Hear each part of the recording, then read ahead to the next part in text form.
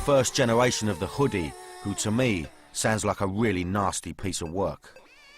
It was fast, high risk, pushing, shoving, grabbing people down the floor. You kicked him in his head. Yeah, but I needed to get round him, innit? So what else am I supposed to do? That, to me, that wasn't dangerous at the time, that was just normal. The people that they were doing it to, they must thought, what the hell? They must be like scared out of their pants. We got to that kind of stage where we got that kind of power on the streets.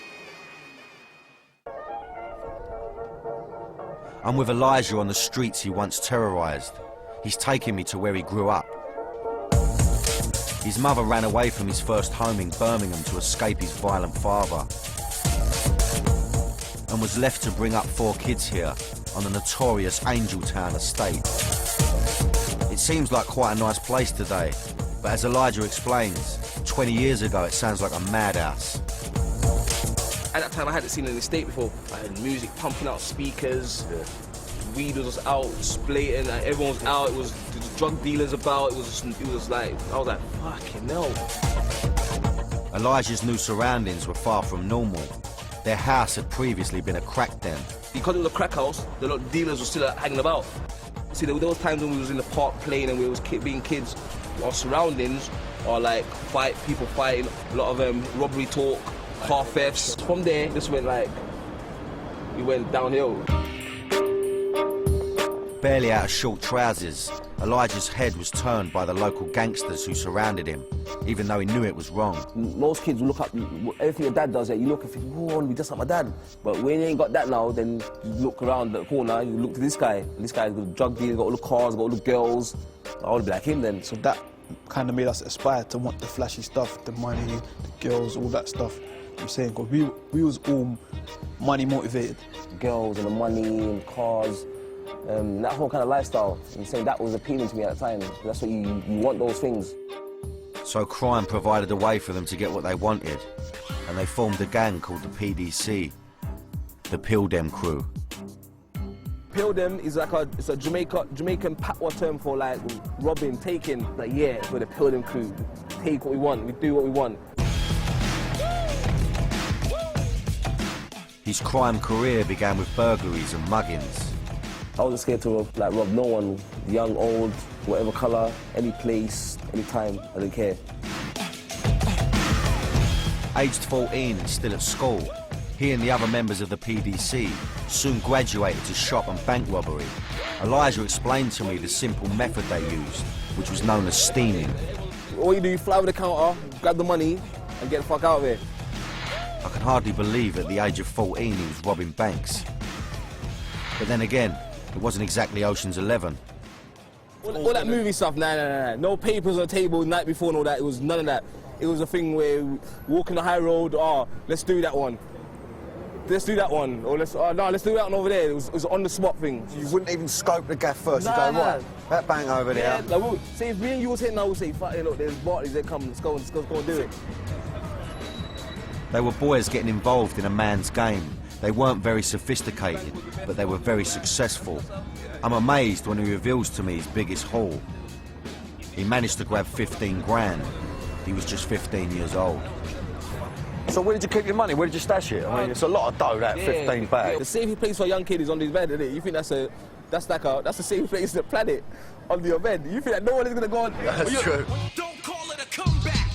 I've been here for years. I'm rocking my pants. As we walk the streets of Brixton together, I can see that he's clearly a face that's well known around these parts. Not surprising when you consider he was running one of the town's most notorious gangs. If you see the police, Warner Brother.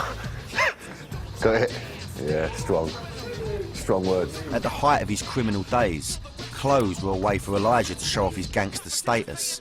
It didn't matter what they looked like, it was all about what they cost. Look at that fucking thing. That's the stuff I was wearing back in the days. That's this kind of stuff. I didn't like the stuff, most stuff I was wearing. Like, bright, some of them was ugly, but it was Moschino and it cost like £700.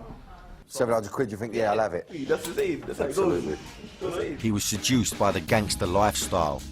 He was a kid who had nothing, so he went out and took it, and it gave him a newfound status. It's like I had to prove something, prove that I was not going to be like an ordinary guy being a bum. I'm gonna do something myself, and so if that meant robbing and terrorising everyone, and I'm gonna do it. Living the gangster lifestyle meant he was a regular at the Ministry of Sound, which in London in the mid-90s was the place to be seen. When I was a kid, I could never get in. Yeah. No, they wouldn't let me in, A lot of people don't get in, but because I think it was the way we was dressed. I was in Ministry of Sound as well. One time someone gave me a spliff, obviously, and then obviously I was smoking it, but it had a crack in it. At that point there, money in my pocket, champagne, Gucci, glasses, crack. I thought it was like black Scarface, so obviously, and all my friends was with me and they were doing the same thing, so they thought they were black Scarfaces as well, so we've got like 10 black kids that think they're black Scarfaces, and that's what we was doing, like living the life. You couldn't get any higher at that point. I mean, that's it. I was at the top. He might have been at the top, but it all came crashing in when at 16 he was caught in a botched robbery attempt. But it wasn't the probation centre this time, it was 18 months inside. Now, I've never done any bird, but it's got me thinking. Actually, we've got a lot in common, both from a council estate. It's just that, you know, I obviously, you know, had the result where I had an outlet. I had something to channel my energy into, which was the acting side of things. So I had a way out. He didn't. So it could have so easily been the same path that I took, really. And, you know, it just makes me think about, you know, the other life that I could have had.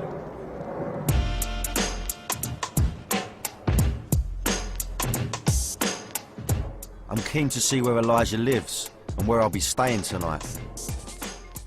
So we head back to his gaff. It's no drug baron's mansion. In fact, it's a tiny one-bedroom flat. He's never moved off the estate. And if he has stashed away any of his ill-gotten gains, he's certainly not splashed out on the decor. In fact, he openly admits he spunked it all away. And I started thinking, what was I doing with this money? I started going back and thinking, okay, let me go back, rewind. Right, that Gucci thing was that much money, this was this. I bought that girl this, I bought this for that girl, I bought that ring, I bought this one. I'm calculating up and I'm thinking, oh, I spent a lot of money. Out of the back of the flat, I noticed some empty, boarded up houses.